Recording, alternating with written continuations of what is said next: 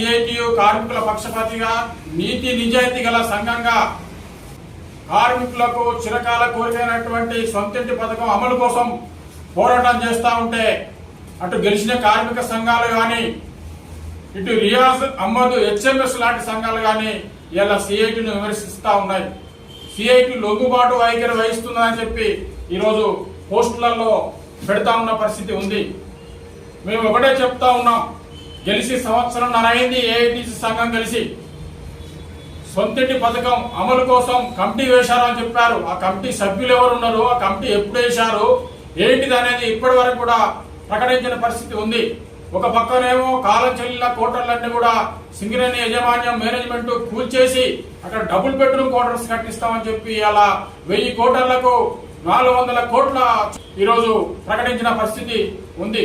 అందుకనే మేము అంటా ఉన్నాం, 400 కోట్లు పెట్టి 1000 కోటర్లు కట్టించే బదులు అయ్యే కోటర్లో స్థలం కార్మికునికి ఇచ్చేసి అక్కడ ఇల్లు నిర్మించుకోవడానికి లోన్ ఇస్తే కార్మికుడే స్థిరస్థాయిగా నివాసం ఉంటారని చెప్పి మేము చెప్తా ఉన్నాం.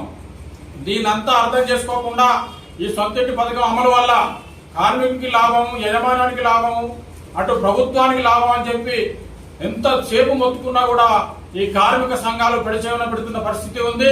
అట్లాగే మేనేజ్మెంట్ కూడా పెడుతున్న పరిస్థితి ఉంది.